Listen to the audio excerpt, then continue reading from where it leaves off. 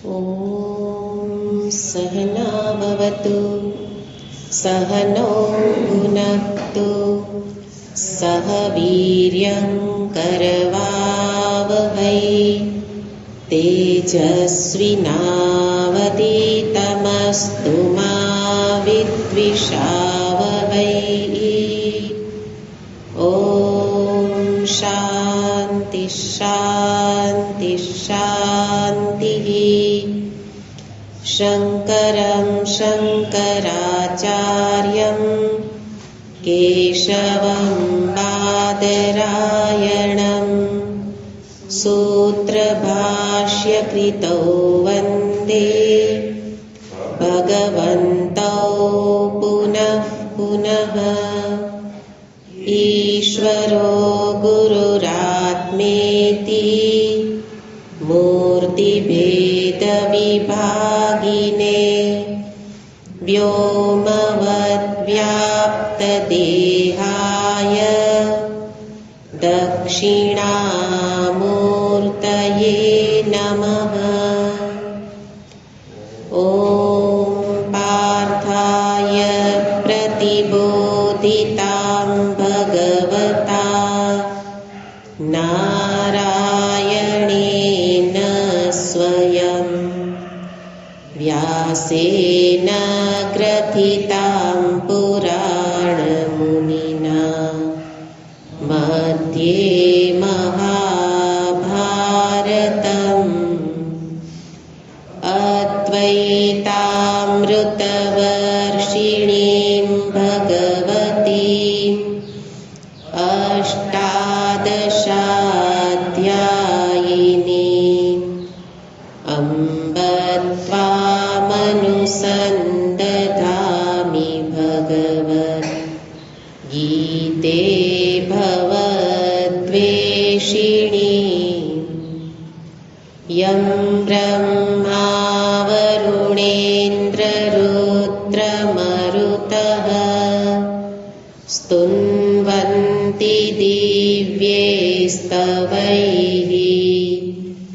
वेदैः साङ्गपदक्रमोपनिषदैर्गायन्ति यं सामगाः।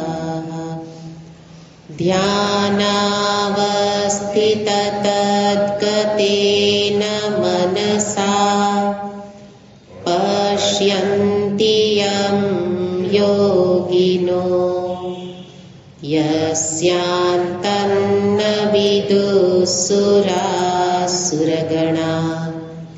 देवाय तस्मै नमः। यस्यान्तन्न विदुः देवाय तस्मै नमः।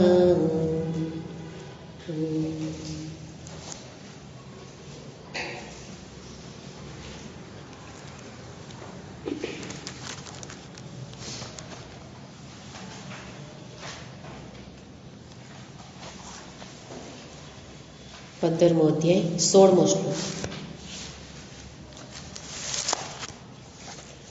श्रीभगवानुवाच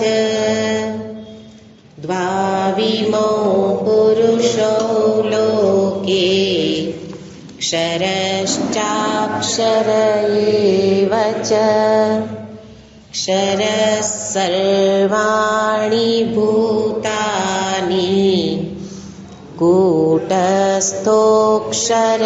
उच्यते। उत्तमः पुरुषस्त्वन्यः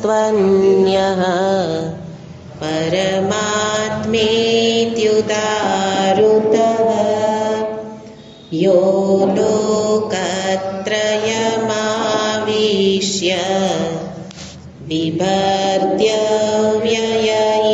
ईश्वरः। यस्माक्षरमतीतोऽहम् अक्षरादपि चोत्तमः अतोऽस्मि के वेदे च प्रथितः पुरुषोत्तमः। પુરુષોત્તમઃ.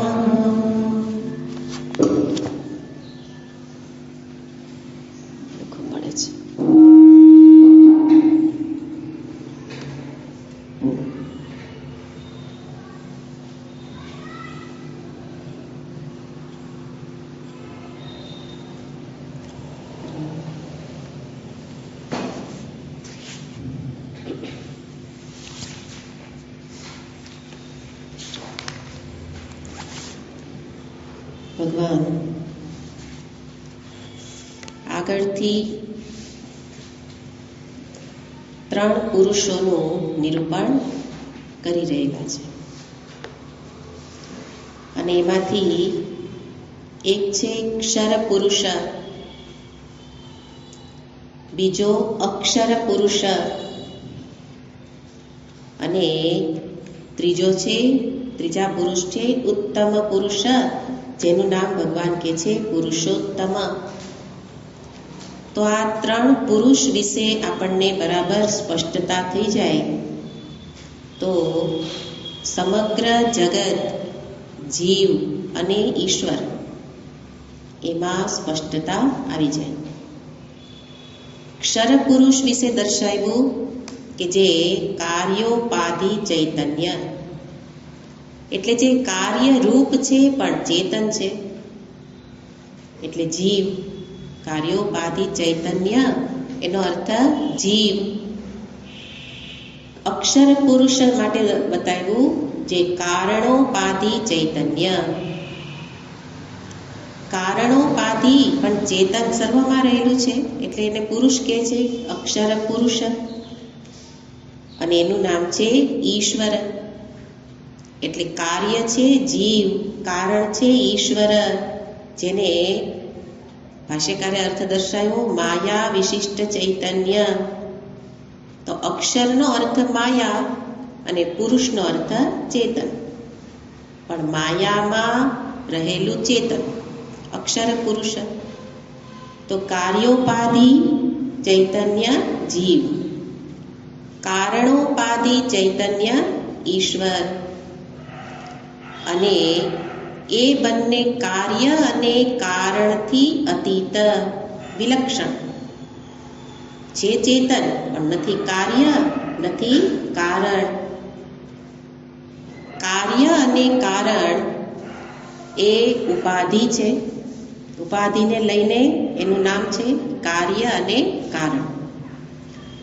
પણ જે કાર્ય કારણથી અતીત છે એનો અર્થ શું? વિલક્ષણ છે, એટલે નથી કાર્ય કે નથી કારણ. અને એનું નામ કહ્યું ઉત્તમ પુરુષ, જેનું કહેવાય શુદ્ધ ચૈતન્ય, નિર્ગુણ નિરાકાર ચેતન, બ્રહ્મ ચેતન, આત્મ ચૈતન્ય. એનું નામ છે ઉત્તમ પુરુષ. પણ અહીંયા એ વસ્તુને સમજાવવાની જરૂર એટલે પડી કે પેલો જે જીવ, જેની ઉપાધિ કઈ છે? કાર્ય. કાર્ય જેની ઉપાધિ છે એટલે કે જે આ એક દેહાદિમાં રહેલું ચેતન, દેહાદિને જ અહમ માને છે. તો દેહાદિમાં તાદાત્મ્ય પન્ન ચૈતન્ય, દેહાદિને અહમ માને છે એટલે તાદાત્મ્ય કરી અને એને શું માને છે? હું માને છે. તો એક છે તો ચેતન, કેવું ચેતન છે? શુદ્ધ ચેતન જ છે. કાર્ય રૂપે પણ એ જ છે, કારણ રૂપે પણ એ જ છે. ખરેખર પુરુષ 3 એટલે ચેતન 3 નથી. એક જ શુદ્ધ ચેતન જ્યારે એક દેહમાં અહંભાવ કરી લે તો બની જાય કાર્યોપાધિ. ઉપાધિ બની ગઈ એક સીમિત, પરિચ્છિન્ન બની જાય. અને એ ચેતન જ્યારે માયા એટલે કારણ એમાં તાદાત્મ્ય કરે તો એ પ્રકારે બની જાય. તો ઈશ્વર અને જીવ એમાં આટલો ભેદ છે. બંને છે તો શુદ્ધ ચેતન, સ્વરૂપથી બંને કેવા છે? શુદ્ધ ચેતન જ છે. પણ એ શુદ્ધ ચેતન હોવા છતાં હું બની જાઉં છું જીવ. એનું કારણ છે મારું દેહાદિમાં તાદાત્મ્ય છે, પણ ઈશ્વર પણ એક ઉપાધિ ધારણ કરે છે. માયોપાધિ, માયારૂપી ઉપાધિ છે, પણ એને એમાં તાદાત્મ્ય નથી. એટલે એક તાદાત્મ્ય જોડાઈ જવાથી ઈશ્વર જ બની જાય જીવ, એક ઉપાધિમાં સીમિત. અને જ્યારે ચેતન, જે સર્વવ્યાપક ચેતન પણ કારણ ઉપાધિમાં જ્યારે એ જોડાય, એટલા પૂરતું, માત્ર એક કાર્ય કરવા પૂરતું. એટલે ઈશ્વરને પોતાના સ્વરૂપનું જ્ઞાન છે એટલે એ જોડાતા નથી. જ્યારે જીવને સ્વરૂપનું જ્ઞાન નથી એટલે એ અવિદ્યાને કારણે દેહાદિમાં જોડાઈ જાય છે. એટલે ઉપદેશ કોને આપવો પડે? જીવને, ઈશ્વરને ન આપવો પડે. કારણ ઈશ્વર પણ મારી જેમ કાર્ય કરે છે, સૃષ્ટિની ઉત્પત્તિ સ્થિતિ લય રૂપી મોટું મહાન કાર્ય કરે છે, છતાં ઈશ્વરને ઉપદેશ ન આપવો પડે. કારણ એમને સ્વરૂપનું જ્ઞાન છે એટલે એ અસંગ રહી, અસ્પૃષ્ટ રહી, ઉપાધિ સાથે એનાથી જુદા રહી અને એ કાર્ય કરી શકે છે. એટલે ઈશ્વરને સુખ દુઃખ પ્રાપ્ત થતા નથી. એટલે ઈશ્વર સંસારી નથી. જ્યારે જીવ કેવો છે? એક ભૂલ હે ને, અવિદ્યાને કારણે, અવિદ્યા તો છે ઈશ્વરમાં પણ, માયા એટલે સર્વવ્યાપક જે સમષ્ટિ અવિદ્યા એ જ માયા છે.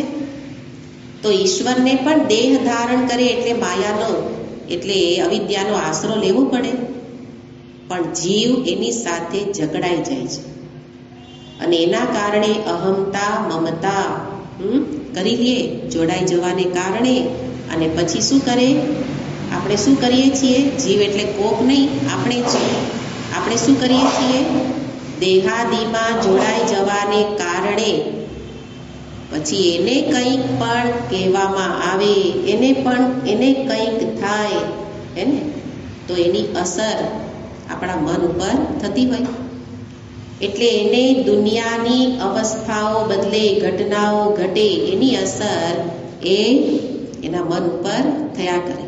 નાની નાની ઘટનાઓને જે પકડીને બેસે એ જીવ, નાની નાની ઘટનાઓમાં જે ફસાઈ જાય એ જીવ, લલચાઈ જાય ને. એટલે કાંઈ પણ એક સારી વસ્તુ જુઓ તો તરત આપણે આકર્ષિત થઈએ અને પછી એ લેવા માટે દોડીએ.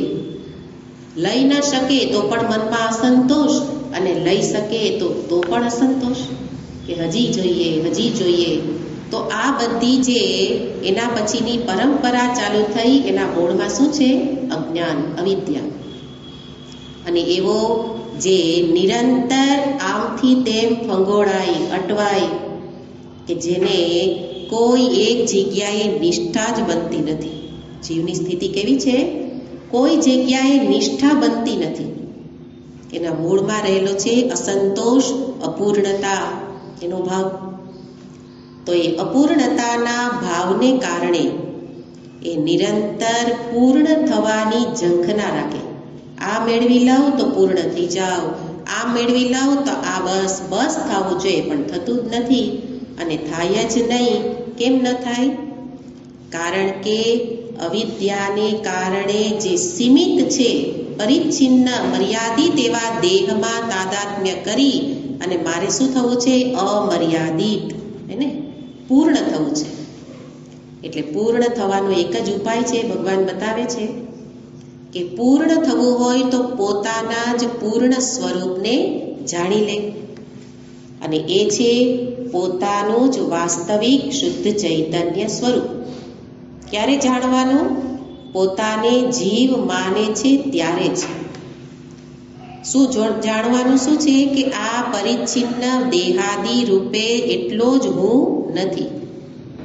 અને એવી રીતે અહીંયા જીવને વાસ્તવમાં એ ઉત્તમ પુરુષ છે એવી ઓળખાણ કરાવવા ભગવાન માગે છે.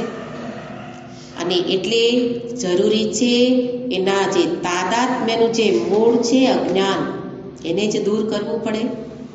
અને એ અજ્ઞાન દૂર કરવા માટે બધા જ શાસ્ત્રોની પ્રવૃત્તિ છે.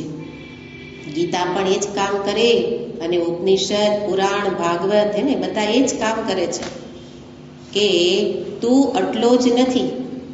કદાચ સીધું એ શુદ્ધ ચેતનને ન જાણે તો પણ બતાવવામાં આવે કે તો ઈશ્વરને સમર્પણ કર, ઈશ્વરને પોતાના માન, બીજાને માનવાને બદલે ભગવાનને માન, એટલે ભક્તિ ઉપાય છે ને. એટલે ભગવાન કે હું જ તારો બધો છું, અને પછી આપણે બોલીએ ત્વમેવ માતા ચ પિતા ત્વમેવ, તો પણ વાંધો નહીં, ઈશ્વરને જાણવાથી પણ ફળ મળે છે.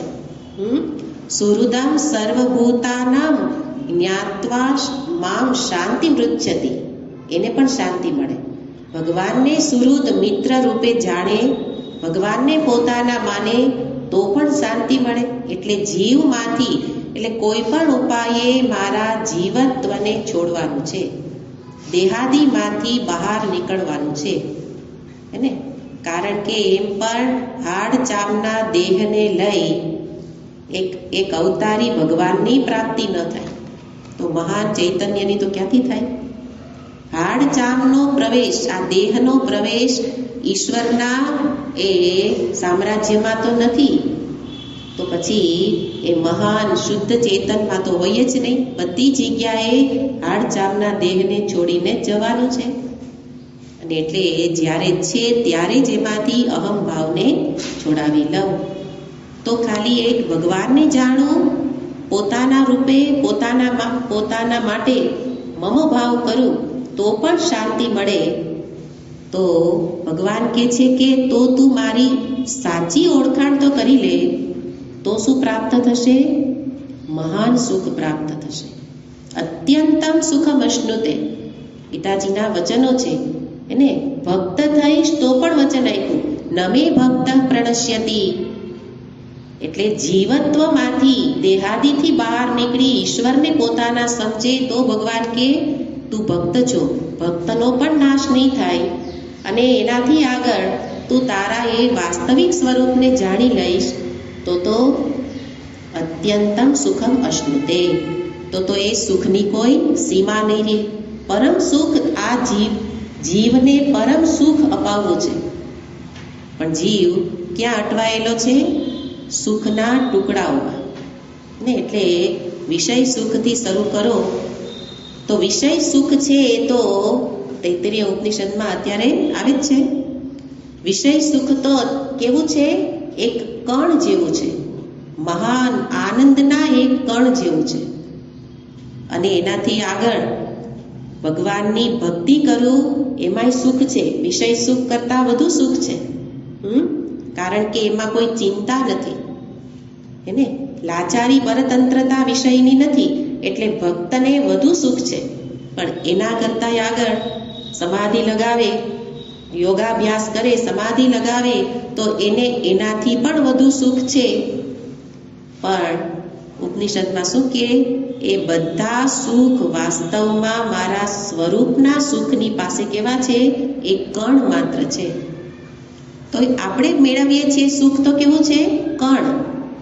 તો કલ્પના કરવાની કે તો એ મહાન સુખ જે જ્ઞાન પછી સ્વરૂપને જાણવાથી જેને સુખ મળે એને કેવું સુખ હશે? આપણા માટે કલ્પનાનું સુખ છે.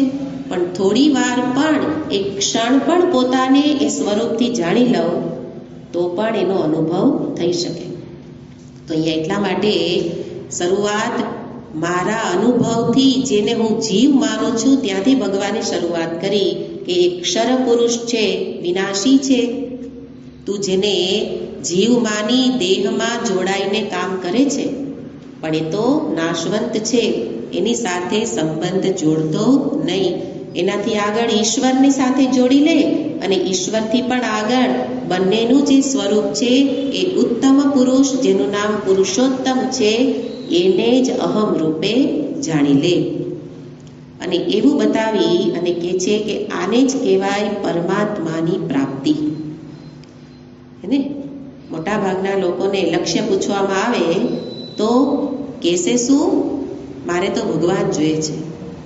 અને થોડુંક શાસ્ત્રનું જ્ઞાન હોય તો શું કહેશે? મારે તો પરમાત્માની પ્રાપ્તિ કરવી છે. પણ પરમાત્માની પ્રાપ્તિ કેવી રીતે થાય?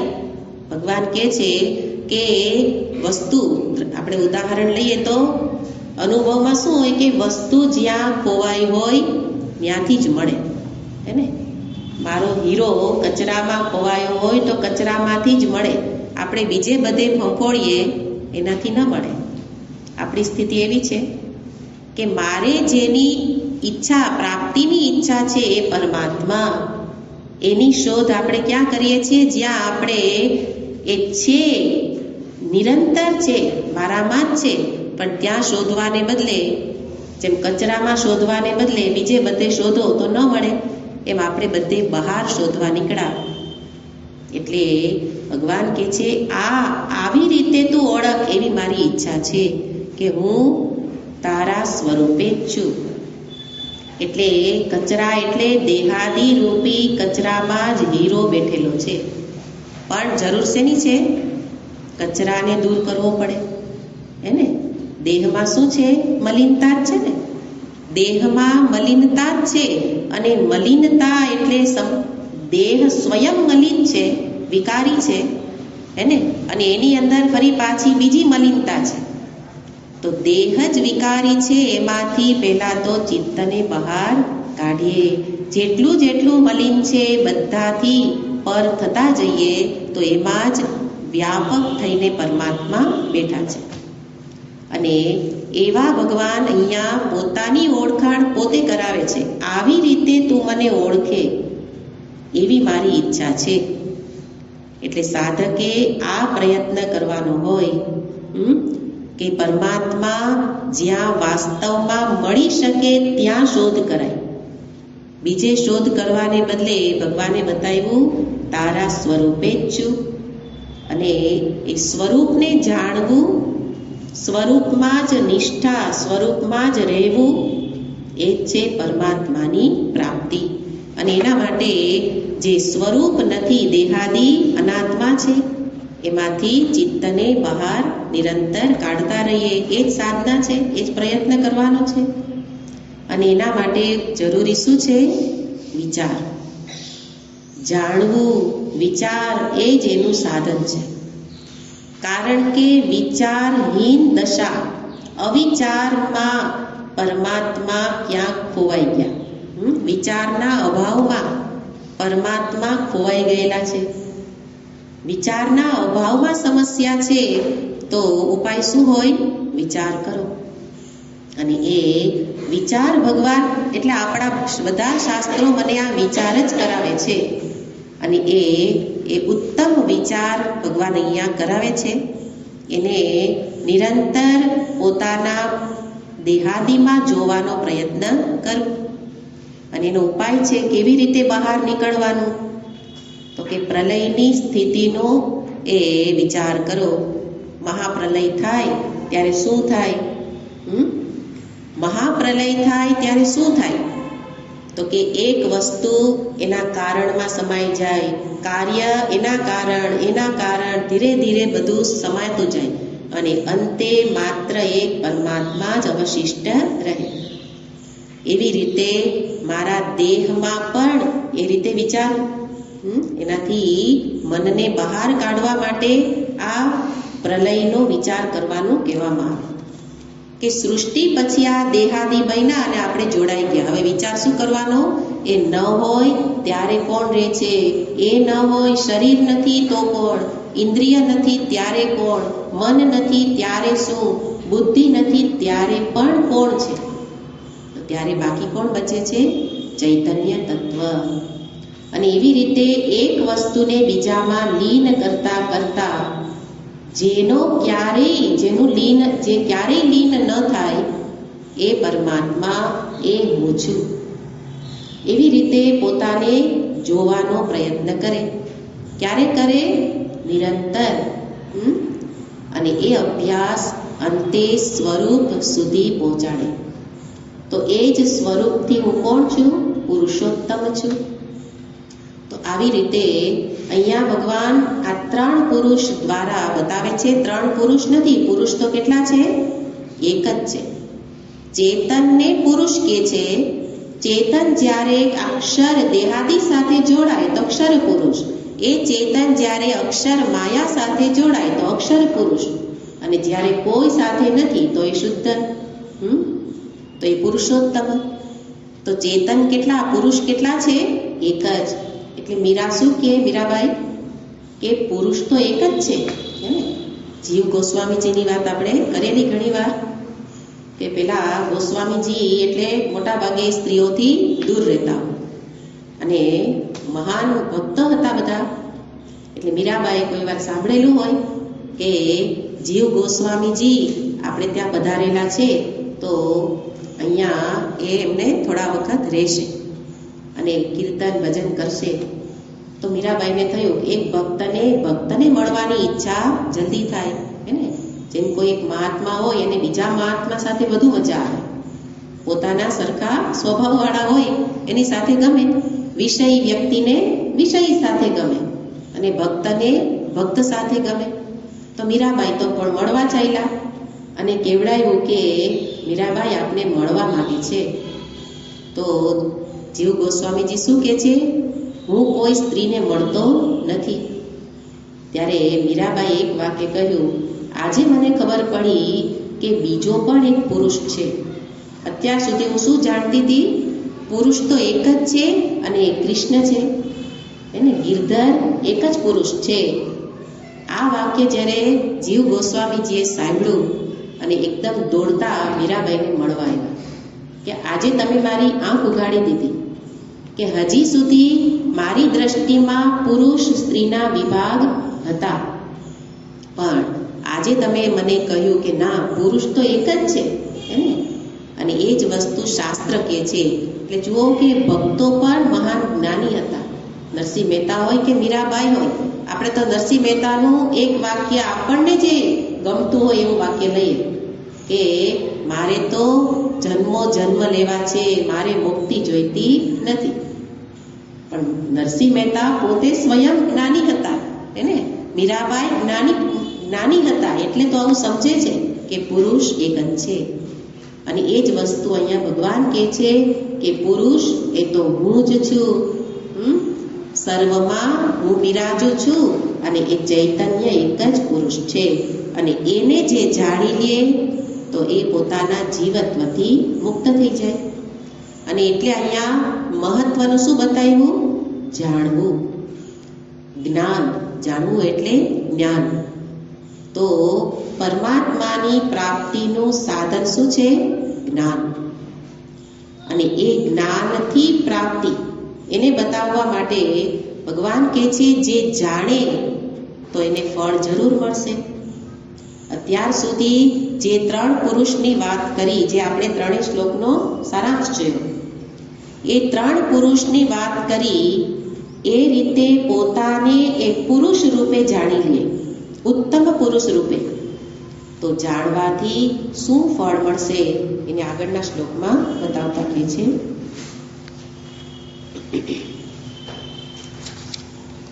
19મો શ્લોક.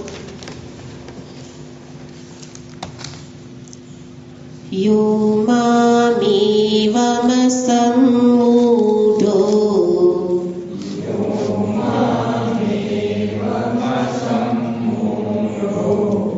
જાનાતિ પુરુષોત્તમં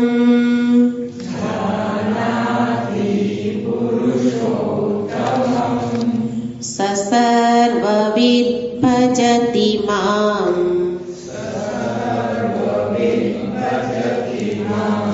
સર્વભાવેન ભારત.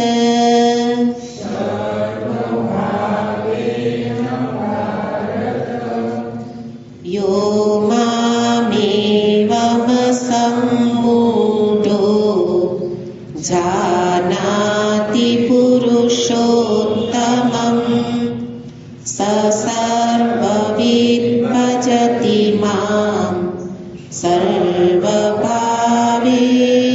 ભારત.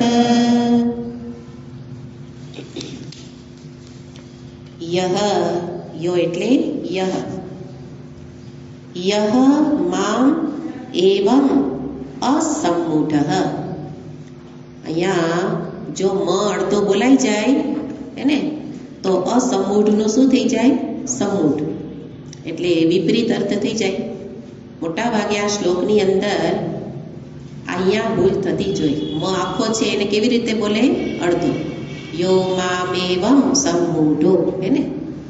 યો મામેવમ બોલો તો સમૂઢનું સમૂઢ જ રહેશે. મ આખો લેશો તો અંદરથી અ છૂટો પડે. મામેવમ અસમૂઢ યહ મામ એવમ એવમ મામ યહ જાનાતિ. અન્વય કઈ રીતે થશે? યહ મામ એવમ જાનાતિ એવમ પુરુષોત્તમમ જાનાતિ. એવમ સાથે શું જશે?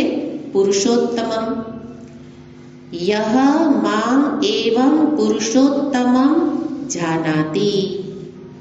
જાણે, પણ કોને જાણવાનું છે? પુરુષોત્તમ. અને એ જ કોણ છે? ભગવાન કે એ જ હું છું. એવા મને એટલે પુરુષોત્તમને જાણે. પણ કોણ જાણી શકે? અસમૂઢ. બહુ મહત્વનો શબ્દ છે. અસમૂઢ હોય એ જ જાણી શકે. એટલે અધિકારીત્વનું લક્ષણ ભગવાને એક શબ્દમાં આપી દીધું. જાણવાનો અધિકારી કોણ છે? કોનું ચિત્ત જાણી શકે? હમણાં જ કહ્યું કે બધું જાણીને જ પ્રાપ્ત છે, પણ કોણ જાણી શકે? જેનું ચિત્ત કેવું છે? અસમૂઢ. એટલે કે છે બે રીતે અર્થ થશે, પણ આપણે પેલા આ રીતે અર્થ જોઈએ તો જે મને કે જે પુરુષોત્તમ છું એને જાણે. અને કોણ જાણે? અસમૂઢ જાનાતિ. તો એનું ફળ બતાવતા કે છે સહ યહ સહ. એટલે જે જાણે તે કોણ? તેને શું મળે? શું કેવો થઈ જશે? સર્વવિદ. એ સર્વવિદ કહેવાશે. એટલે એને મને જાણી લેશે તો જાણે કે બધું જણાઈ ગયું સમજી લેવું. સર્વવિદ, બધું જ જાણે છે એવું માનવું. સર્વજ્ઞ, હે ને? સર્વવિદ એટલે સર્વજ્ઞ. એ સર્વજ્ઞ થઈ જશે. તો કે એ બરાબર. અત્યારે આપણને જે સતત કંઈક જાણવાની ઈચ્છા થાય છે, એટલે આપણે શાસ્ત્રને જાણતા હજી બીજું ઘણું જાણવાની ઈચ્છા રાખતા હોય. કેમ? કોઈ વિષય મારાથી અજાયણો ન રહે. મને બધું જ્ઞાન હોવું જોઈએ, એને. એટલે પછી થોડુંક વેદાંતને જાણી લઉં, થોડુંક યોગ જાણી લઉં, એને. અને થોડી પાછી બીજી બધી સંગીત વિદ્યા, ખગોળ વિદ્યા, કોઈ જગ્યા એવી ન હોવી જોઈએ. એટલે આપણે બાળકોને શું કરીએ? બાળકોને બધું જ જ્ઞાન મળવું જોઈએ, એને. ત્યારે એનું શું થશે? સર્વાંગી વિકાસ. આપણી આ વ્યાખ્યા જ ખોટી છે.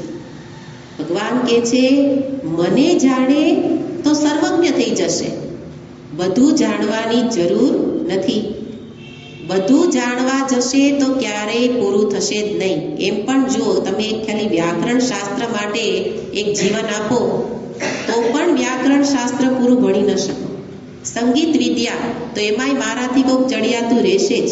બધી વિદ્યા એવી છે કે જેમાં નિરંતર મારા કરતાં મને કોક આગળ દેખાય, કોક વધારે જાણતું હોય એવું મળી જાવે. પણ એક જ વિદ્યા એવી છે, અધ્યાત્મ વિદ્યા, એને. સ્વરૂપ જ્ઞાન એક જ એવું છે કે જે તત્પરતાપૂર્વક શ્રદ્ધાવાન થઈ અને જાણવાનો પ્રયત્ન કરશે તો આ એક જ જીવનમાં એ જાણી શકે. જરૂરી આગળ ઘણા બધા એના માટે શરતો છે. તો એ સર્વવિદ, સર્વજ્ઞ થઈ જશે. એટલે ફળ બતાવ્યું, મને જાણવાથી સર્વજ્ઞ થઈ જશે. અને ત્યારે એ શું કરશે? કંઈક કરવું તો જોઈશે. મને જાણી લીધું, સર્વજ્ઞ બની ગયો, તો વ્યવહાર કાળે શું કરશે? તો કે જે વ્યવહાર કાળે ભજન કરશે. તો કે એમ પણ ભજન જ કરવું છે તો અત્યારથી જ ભજન ન કરીએ, એને. આ જ્ઞાન મેળવીને કરવાનું શું છે? ભજન. વ્યવહાર તો ચાલવાનો છે, શરીર તો પ્રારબ્ધ છે ત્યાં સુધી રહેવાનું જ છે. અને ત્યાં સુધી ભગવાન પોતે કહે છે કે ત્યારે ભજન કરશે. તો અમે ભજન જ કરીએ છીએ તો આ માથાકૂટ શું કામ એને? એક તો કાંઈ સમજાય નહીં, અને આત્મતત્વ સમજાય નહીં, પાછું અહમ રૂપે જાણો, કેટલી બધી સાધના કરો, પાછું વૈરાગ્ય જોઈએ, અને એ બધું કોણ? ઓલું તો રાગ સાથે ભજન થાય જ છે ને, એટલે ભજન કરવામાં મજા. મોટા ભાગના લોકોને શેમાં મજા આવે? ઉછળ કૂદ કરો, ગાઓ, નાચો, એને ભજન કરો. ભગવાન કે હા, કરવાનું તો ભજન જ છે, પણ ભજન કરવાની રીત બદલી જશે. અત્યારે એ ભગવાનની ભક્તિ ભજન કેવી રીતે થાય છે? દ્વૈત ભાવે. એને ભગવાન મારાથી જુદા, હું ભક્ત, અને જગત પણ મારાથી જુદું.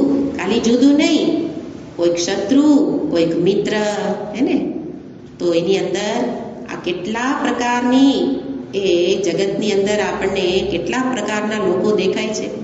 એટલે દ્વૈત બાકી બચે છે આપણા ભજનમાં. જ્યારે આ જ્ઞાન પછી એનું ભજન કેવું હશે? અદ્વૈત ભાવે. એને કે છે સર્વ ભાવે ન ભારત. હે ભારત, આ બંધ કરી દો. સર્વ ભાવે ન ભારત. હે ભારત, એ જ્ઞાની પુરુષ મારું ભજન કરશે, પણ કેવી રીતે કરશે? સર્વ ભાવે ન.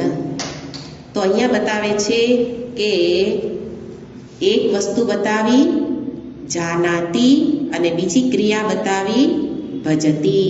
બંને ક્રિયાપદ છે. તો ભજન કરવા માટે પહેલા કરવું શું પડશે?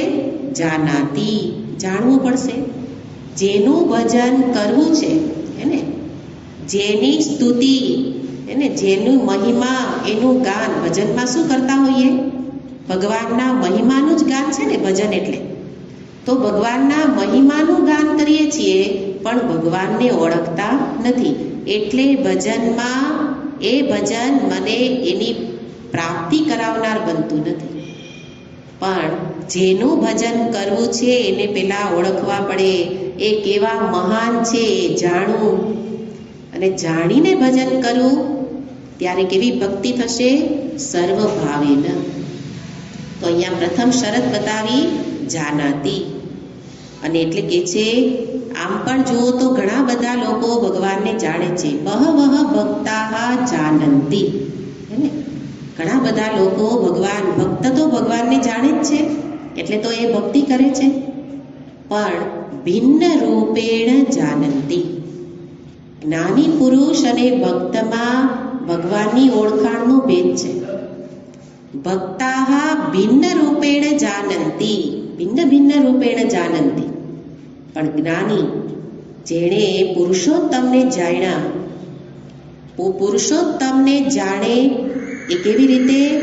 એ પોતાના રૂપે જ ભજન કરશે, ભિન્ન રૂપે નહીં. તો ભક્ત અને જ્ઞાનીમાં આટલો ભેદ છે કે એ ભિન્ન રૂપે જાણે છે. એટલે ભગવાને એક શબ્દ પ્રયોગ મૂક્યો છે કે જાણવાનું છે, પણ મુરલી મનોહર, પિતાંબરધારી કે ભસ્માંગધારી રૂપે નહીં. હે ને? એવી રીતે તો આપણે જાણીએ જ છીએ. અને એ જાણવા માટે તો થોડી ઘણી ભગવાનની કથાઓ જાણી લઉં, ભગવાનના એ મંદિરોમાં દર્શન કરી લઉં તો જણાઈ જશે. એના માટે કાંઈ વિશેષ શાસ્ત્ર અધ્યયનની આવશ્યકતા નથી. પણ એવી રીતે નહીં. ભગવાન કહે છે એવમ, આ પ્રકારે. એવમ એટલે આ પ્રકારે, એટલે ઉપર મુજબ. ને આપણે કહીએ ને જાણવાનું. હવે ભગવાન કે કેટલી વાર તને કહું? ક્ષર અક્ષર ક્ષર અક્ષર તો 3 શ્લોકથી બતાવું જ છું. એટલે હવે એક શબ્દ કહી દીધો, એવમ. એવમ એક શબ્દ ઉમેરે છે, પુરુષોત્તમમ. અત્યાર સુધી જે પુરુષોત્તમ તત્વનું નિરૂપણ કર્યું એવી રીતે જાણે. પણ કેવી રીતે જાણવાનું? તો એના ઉપર ટીકાકાર ઉમેરે કે એ પુરુષોત્તમ જ હું છું. જાણવાનું માત્ર એક કોઈક પુરુષોત્તમ, પોતાનાથી ભિન્ન રૂપે નહીં, અહમ રૂપે જાનાતી. ઉમેરી શું દેવાનું? એવમ પુરુષોત્તમમ અહમ રૂપેણ. મારા રૂપે એ હું જ છું. જેનું વર્ણન ભગવાને કર્યું એ હું છું. એ હું છું એ બોલવાનું નથી. હું છું એવું જેને અપરોક્ષ જ્ઞાન, શાસ્ત્ર શું કહે? એને કેવું જ્ઞાન કહેવાય? અપરોક્ષ. જેવી રીતે અત્યારે આપણે પોતાને શું માનીએ છીએ? આ દેહ હું છું, તો દેહમાં જે અહમભાવ છે કેવો ભાવ છે? અપરોક્ષ. કેવી રીતે જાણીએ છીએ? દેહ હું છું એ અપરોક્ષ. એટલે કે કોઈએ કહેવું ન પડે. દિવસ રાત સૂતા ઉઠતા બેસતા મને ભૂલાતું જ નથી, હે ને? એટલે કદાચ આપણે ક્યાંક શ્રવણ કરવામાં તલ્લીન થઈ ગયા હોઈએ, પણ એની અંદરે આપણા મનમાં તો આ નિશ્ચય તો છે જ કે દેહ હું છું. કોઈ પણ કામમાં તલ્લીન થાવ પણ ભૂલાય નહીં. સૂઈ જાઓ, દેહનું ભાન રહેતું નથી, પણ છતાંય ઉઠતા આવે તેને યાદ ન કરાવવું પડે કે આ દેહ તું છું. તો દેહમાં જેવી રીતે, અને પાછો દેહ મળ્યો ક્યારથી? એક આ જન્મથી, હે ને? જ્યારથી જન્મો ત્યારથી આ દેહ મળ્યો, એની અંદર એટલો દ્રઢ અહંભાવ છે કે જે અનાદિકાળથી મારી સાથે ચેતન છે એને હું સ્મરણ કરી ન શકું, એટલો દ્રઢ ભાવ દેહમાં છે. તો એવો દ્રઢ અહંભાવ, અપરોક્ષ અહંભાવ, એવી રીતે જે જાણે એને કહેવાય જાનાતી. તો જાણવાનું કેવી રીતે છે? માત્ર પરોક્ષ જ્ઞાન નહીં. અત્યારે સાંભળીએ છીએ કેવું જ્ઞાન છે? પરોક્ષ જ્ઞાન. એટલે બધી ખબર તો બધાને છે ને, બધાને બધી ખબર જ છે. એટલે તો કે ગીતાજીમાં શું આવે છે અમને ખબર જ છે, ઉપનિષદ શું કે ખબર જ છે, પણ છતાંય શ્રવણ કેમ કરવું પડે? કારણ કે ખબર હોવા છતાં પણ એ જ્ઞાન અહમ રૂપે જાણતા નથી. એટલે આખી એક પરંપરાથી પ્રક્રિયા બતાવે. ગુરુની સમીપ જાય, હે ને? શ્રવણ કરે, મનન નિધિધ્યાસન કરે, અને એમાં શું કરવાનું છે? જે પહેલા જાણતા હતા એનો જ અભ્યાસ કરવાનો છે. પણ છતાંય ગુરુની સમીપ એટલા માટે કે એ જ મને બતાવી શકે કે તું જાણે છે એ સાચું છે કે ખોટું છે. એટલે કહ્યું પરોક્ષ રૂપે નહીં, અપરોક્ષ રૂપે જાણે. એટલે આ જ હું છું. આ એટલે પુરુષોત્તમ જ હું છું. અને પુરુષોત્તમ સ્વરૂપથી કેવા છે? તો આગળ આવી ગયું. એટલે આગળની ચર્ચા પણ મનમાં સ્પષ્ટ હોવી જોઈએ. એટલે આપણે દરેક વખતે આ ત્રણેય શ્લોકનું તાત્પર્ય જોઈએ છીએ. આગળના શ્લોકોનું તાત્પર્ય શું છે? અક્ષર પુરુષ, કાર્યોપાધિ ચૈતન્ય. એટલે શું કહ્યું તું આગળ? જીવ, બરાબર. અને કારણોપાધિ ચૈતન્ય, એનું નામ શું છે? ઈશ્વર. તો જીવ ઈશ્વર કરતા પુરુષોત્તમ કેવા છે? અતીત, એનાથી પર છે. ભગવાને શું કહ્યું? એવમ પુરુષોત્તમમ જાનાતિ. પણ આપણે ફરી સ્મરણ કરવું પડે. એ પુરુષોત્તમ એટલે કોણ? ફરી આપણને પેલા પુરુષોત્તમ જ યાદ આવશે કે કૃષ્ણ રૂપે, હે ને? આપણે ભગવાન કૃષ્ણને પુરુષોત્તમ રૂપે ભજન કરીએ, પુરુષોત્તમ મહિનો આવે, હે ને? તો આપણે ત્યારે યાદ કરીએ. એ નહીં, ભગવાન કે છે આગળ કહ્યું એવી રીતે જાણે કે જે જીવ ઈશ્વર કરતા પણ અતીત છે, એનાથી પર છે. એટલે જેનામાં જીવત્વ કે ઈશ્વરત્વ નથી. એટલે એ ઉપાધિવાળા ચેતન કરતા આ પુરુષોત્તમ કેવા છે? ભિન્ન, નિરુપાધિક છે. પુરુષોત્તમનો અર્થ શું થયું? નિરુપાધિક ચૈતન્ય, જેમાં જીવની ઉપાધિ નથી, ઈશ્વરની ઉપાધિ નથી, એનાથી પર છે. તો જીવ ઈશ્વરથી પર છે. પુરુષોત્તમ રૂપે કોને જાણવાના છે? અહમને, પોતાને જાણવાનું છે. અત્યાર સુધી હું મને કેવી રીતે જાણું છું? એક દેહ રૂપે, મન રૂપે, ઇન્દ્રિય, હે ને? એટલા રૂપે જાણીએ છીએ. હવે શું જાણવાનું? એ હું વાસ્તવમાં આવો નથી. હું કોણ છું? પુરુષોત્તમ છું. અને મારા ચૈતન્ય સ્વરૂપમાં જીવત્વ જેવું કંઈ નથી. હું જીવ નથી, હે ને?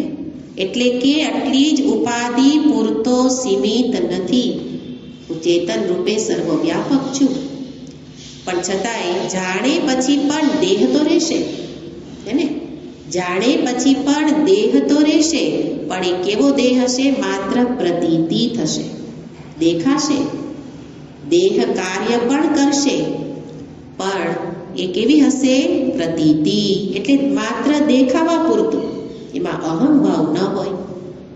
એટલે ભગવાન કહે છે કે જીવ ઈશ્વરની પ્રતીતિ થશે, પણ એ પ્રતીત કરતા હું અતીત છું. બરાબર? એ બેનને કેવા છે? પ્રતીત. પ્રતીત એટલે દેખાય છે, જુદા જુદા દેખાય છે એવા જ દેખાશે, પણ એ પ્રતીત કરતા હું કેવો છું? અતીત. અતીત એટલે એટલો જ નથી. આપણે દેહ જેટલા સીમિત માની અને દેહના ધર્મથી આપણે બદ્ધ થઈ જઈએ છીએ. હમણાં જ કહેતા હતા ને, બીમાર છું, હે ને? બીમાર હોઈએ એટલે બધું છૂટી જાય. પેલું શું છૂટે? સત્સંગ. કારણ દેહ જ હું છું. દેહ જ હું હોઉં તો પછી જેને દ્રઢ ભાવના હોય ને એને આ સમજાવી ન શકાય. એટલે આપણે કેવું પડે, કાંઈ વાંધો નહીં, આરામ કરો, હે ને? ઘરે આરામ કરો, અને આરામ કરતા કરતા પોઢી જશો.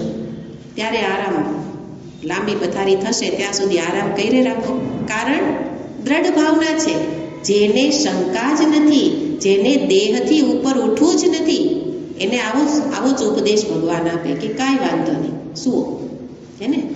પણ જે કંઈ શાસ્ત્ર સ્વાધ્યાયમાં પ્રવૃત્ત થયા છો એનો અર્થ જ બતાવે છે, દેહાદિમાં થોડી ઘણી પણ અહંતા શિથિલ થઈ છે. એટલે આપણે કષ્ટ ઉઠાવીને, બેસવામાંય કષ્ટ છે, વિચારવામાંય કષ્ટ છે, છતાં પણ થોડીક શિથિલતા થઈ છે. એટલે આપણે એમાં આગળ વધી શકીએ, પ્રગતિ કરી શકીએ. ભગવાન કહે છે એ શિથિલ થયું છે તો લાભ લઈ એનાથી સંપૂર્ણ મુક્ત થઈ જાઓ. તો પછી દેહાદિના કોઈ ધર્મ મને અસર કરી શકે નહીં. જેમ ઈશ્વર કેવા છે? દેહ ધારણ કરે છતાં પણ દેહથી અસંગ રહી શકે છે. તો એ સંભવ છે. ભગવાન બતાવે છે કે હું પણ દેહ ધારણ કરું છું. તમે કૃષ્ણને જુઓ, એને ભગવાન કૃષ્ણ રૂપે કેટલા કાર્ય કર્યા. અસંગ રહીને પણ કાર્ય થઈ શકે છે. એ ભગવાન એના ચરિત્રથી બતાવે. તો હું જીવ છું, તો એ રીતે પણ હું એક ઉપાધિ સાથે રહી એનાથી અસંગ થઈ શકું. પણ નિરંતર વિચાર, નિરંતર અપરોક્ષ અહમ રૂપે જાણવાનો પ્રયત્ન. અને એના માટે એવમ આવી રીતે જે જાણે, શું જાણે? હું આ ક્ષર અક્ષર ઉપાધિથી રહિત શુદ્ધ ચેતન સ્વરૂપ છું. પોતાને શું જાણવાનું છે? હું આ અક્ષર પુરુષ નથી, હું જીવ નથી. સાથે પોતાને કેવી રીતે, આની અંદર તો આખું તત્વબોધ આવી જશે. તત્વબોધમાં 3 શરીર જોયા, 5 કોષ જોયા, એ બધાને આમાં સાથે એવમમાં ગણી લેવાનું. કારણ કે આપણે પોતાને જેટલી ઓળખાણથી જાણીએ છીએ બધાને છોડવાની છે. હું સ્થૂળ શરીર નથી, સૂક્ષ્મ શરીર નથી, કારણ શરીર નથી. જાગ્રત, સ્વપ્ન, સુષુપ્તિમાં જણાતા 3 શરીર હું નથી. એને પોતાને જે રૂપે ઓળખું છું એ બધાથી મુક્ત થવાનું છે. અને સાથે એ માયા વિશિષ્ટ ચેતન એ શું કરે છે? સમગ્ર સૃષ્ટિની ઉત્પત્તિ સ્થિતિને લય કરે. અને એક અંતઃકરણમાં રહેલું ચેતન શું કરે? પોતાના દેહમાં થતી પ્રવૃત્તિ કરે. કરતા ભોગતા બની ગયેલો છે તો એમાં પણ વિચારવાનું, હું કરતા નથી, ભોગતા નથી. આ બધા નિષેધ કર્યા પછી જે બાકી બચે એ પુરુષોત્તમ. એને અહીંયા કહે છે એવમ આવા પ્રકારે જાણવાનું છે. પણ જાણવાનું ક્યાં?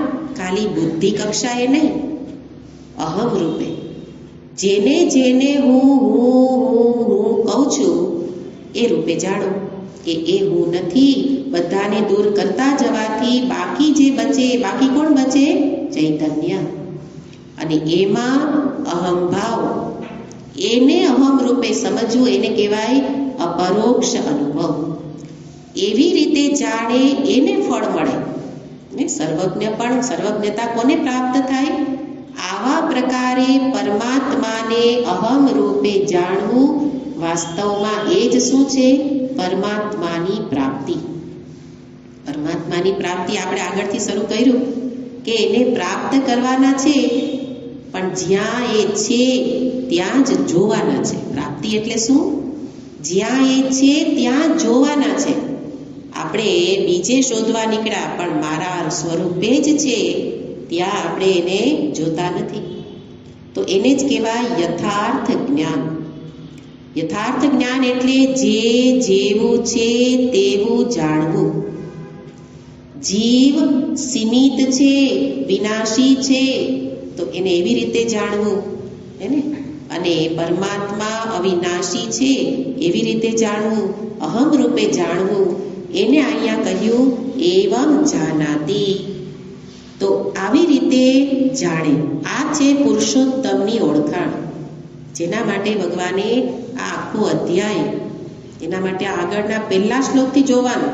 પુરુષોત્તમને જાણવા માટે આગળ જે જગતનું નિરૂપણ કર્યું, જીવનું નિરૂપણ કર્યું, પછી એને ક્ષર અક્ષર પુરુષ રૂપે દર્શાવ્યું. એ બધાને જાણતા જાણતા અંતે આ સાચા સ્વરૂપ શુદ્ધ ચેતનને દર્શાવ્યું. એ કોણ છે? પુરુષોત્તમ. તો આવી રીતે જાણવાનું. પણ શરત છે, કોણ જાણી શકે? જે અસમ્મૂઢ હોય એ જાણી શકે. મેં કહ્યું કે આના બે અર્થ છે, બે રીતે અન્વય થઈ શકે. યહ અસમ્મૂઢ સહ જાનાતિ. પેલો અર્થ, યહ અસમ્મૂઢ સહ જાનાતિ. અસમ્મૂઢ, મૂઢ એટલે જેનામાં મોહ છે, અને અસમ્મૂઢ એટલે જે મોહ રહિત છે એ જાણી શકે. તો એવી રીતે અર્થ લઈએ તો અસમ્મૂઢ અધિકારીત્વનું લક્ષણ બતાવે છે કે મારે કેવા બનવું પડશે? મોહ રહિત. આગળ જે આપણે આખી પ્રક્રિયા, વિચાર પ્રક્રિયા બતાવી કે દેહાદિથી લઈ બધી અવસ્થાઓને બધાને છોડતા જાઓ, પણ એ વિચાર કરી કોણ શકે? જેના ચિત્તમાં, એટલે જેનું ચિત્ત ક્યાંય જકડાઈ ગયેલું ન હોય એ જ આ વિચાર કરી શકે હે ને. આપણું ચિત્ત અહમ અને મમ એમાં જ જકડાયેલું છે. એટલે પછી કોનો વિચાર આવે? ઘર, પરિવાર, સંપત્તિ હે ને, સંબંધ, પછી અંતે દેહ. એ બધામાંથી ચિત્ત ક્ષણિક મુક્ત થાય તો થોડીક વાર ધ્યાન રહે, ફરી પાછું ધ્યાન ભટકી જાય. શું કામ ધ્યાન નથી રહેતું? કારણ કે મૂઢ છીએ ને, મૂઢ નહીં, સમૂઢ છીએ.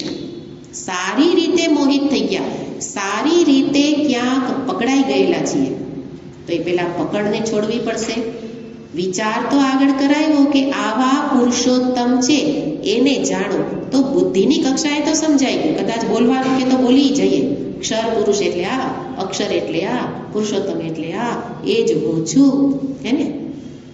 પણ અહમ રૂપે જાણવા માટે જેનાથી જાણવાનું છે, કોનાથી જાણવાનું છે?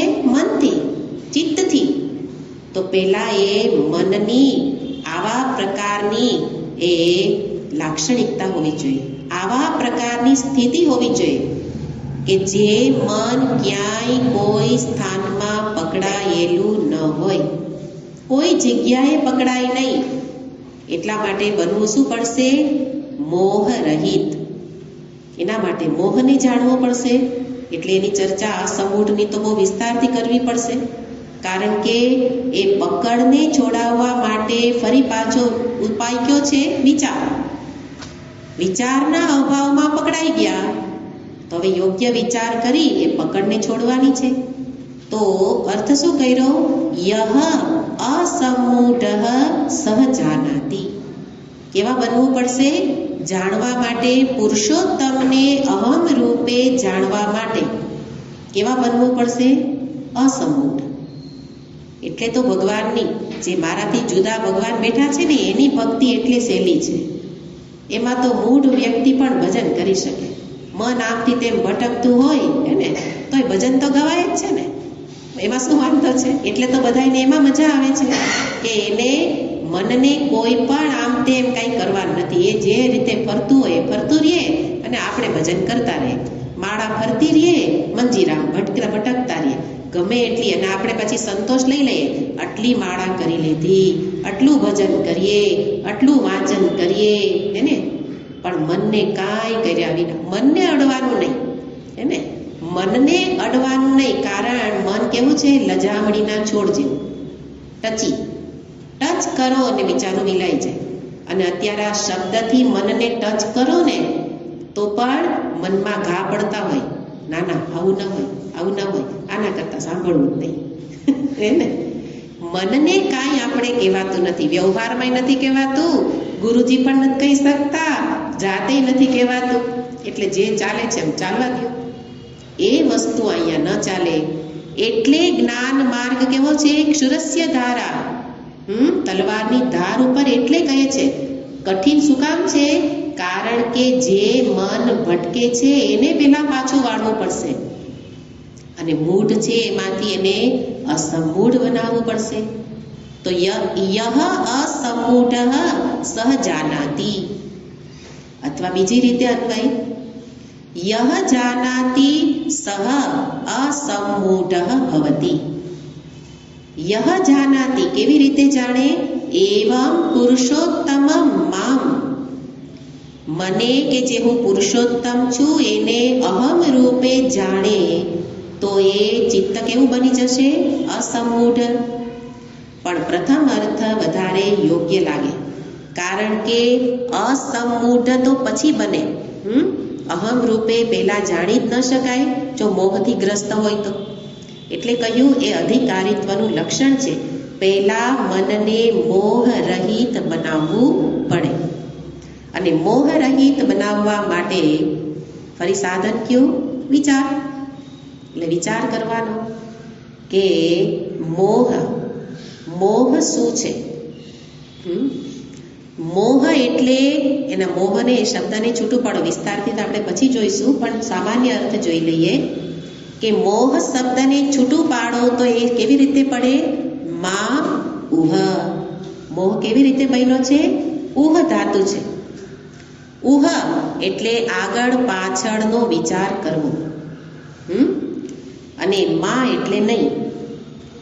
જે કોઈ આગળ પાછળનો વિચાર કરી શકે નહીં એવા મનને શું કહેવાય?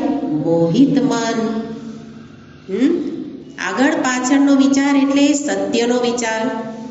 સત્યનો વિચાર જે નથી કરતું એ મોહિત છે, અને મોહ જ એના ભાઈબંધને ખેંચી આવે. મોહ સાથે શું આવી જાય? આસક્તિ. જ્યાં વિચાર ન થાય ત્યાં જ આ સમંતાત સક્ત જોડાઈ જાય.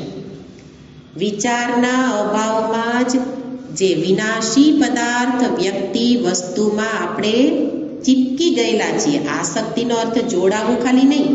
આ બે હાથ જોડાયા એને જોડાવું કહેવાય, પણ બે હાથની વચ્ચે તમે કોઈ બરાબરની એવી વસ્તુ મૂકી દો, ગમ મૂકી દો, અને પછી એને આમ જોડો, એને શું કહેવાય?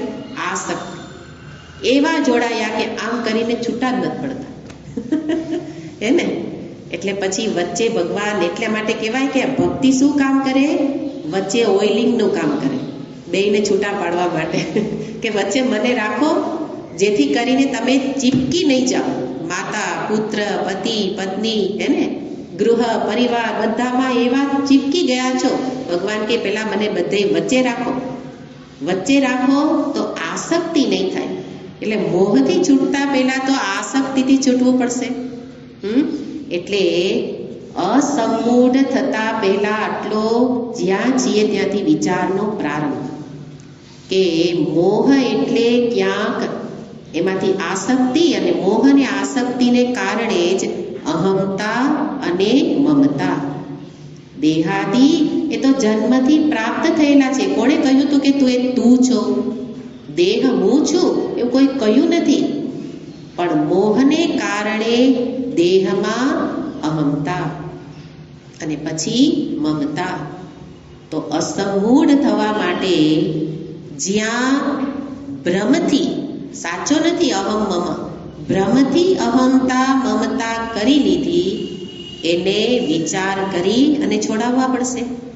પણ એ કેવી રીતે છૂટે અહમતા મમતા? એના માટે કેટલાક સોપાન છે, અને એને આપણે આવતા વખતે જોઈશું. ઓમ પૂર્ણમદ પૂર્ણમિદં પૂર્ણાત પૂર્ણમુદચ્યતે પૂર્ણસ્ય પૂર્ણમાદાય પૂર્ણમેવાવશિષ્યતે. ઓમ શાંતિ શાંતિ. હરિ ઓમ શ્રી